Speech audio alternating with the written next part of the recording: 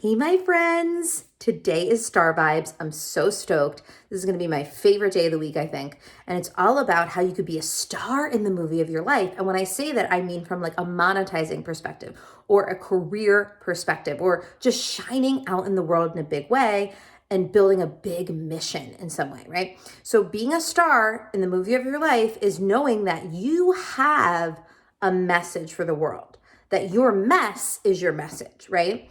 And if that's the case, you're most likely either an entrepreneur, maybe you're an educator, a teacher. I like to say you're an idea person. You're an innovator, dreamer, educator, or artist that has a really big idea, and you're either going to monetize it through a business or you're just going to, do it maybe through your job, right?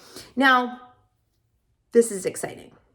So when we're talking about professional development, one of the biggest things that I've learned, one of the biggest concepts I've learned is this concept of failing. And for so long, I've always wanted to avoid failing, right? Like I have to be perfect. I can't fail. But through the many, many years that I've been an entrepreneur, I've actually learned that entrepreneurs, the reason why they are so good at what they do is because they're actually totally okay with failing. And I have to give credit to my coach, Brooke Castillo of the Life Coach School podcast. I have to give her credit because I really harness this concept through her work. And so what she always says is that it's not about when you're trying to reach a goal, it's not about the goal, right? It's about who you're becoming in the journey of the goal. And when you're going through that process, you're going to have to fail. So she actually forces you to fail. She says, I want you to fail 25 times every quarter, right? Like I want you to fail so many times that once you wake up from all that failure, you're going to have success. And the reason is because most people, the reason why they're not successful is they're afraid to feel uncomfortable. They're afraid to feel their emotions. They're afraid to go through the process of what failure brings, right? They don't want to fail. That's actually the reason why most people don't get started with any type of goal. So today's video is about how do you fail the right way? How do you?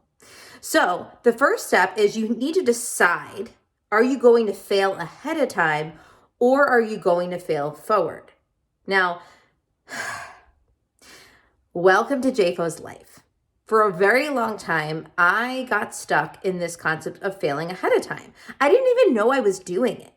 A lot of times I would just do a behavior or take an action or choose a behavior thinking that I was protecting myself, I would just be doing it. It'd be an autopilot and subconsciously I'm protecting myself, right? And I didn't even know that what I was really doing was I was choosing to fail ahead of time. It's so much easier to fail ahead of time. Let me tell you, it's really easy to fail ahead of time. But what does failing forward look like instead? Well, failing forward, what that is you're doing the action and it's absolutely messy and you're not getting it right, but then you can look back, reflect, tweak, and do it again. And you keep going and you're failing forward. And eventually at some point, you're going to get to a moment where you're going to say, oh my God, I failed for 3 months, but look what I accomplished. Look what I created.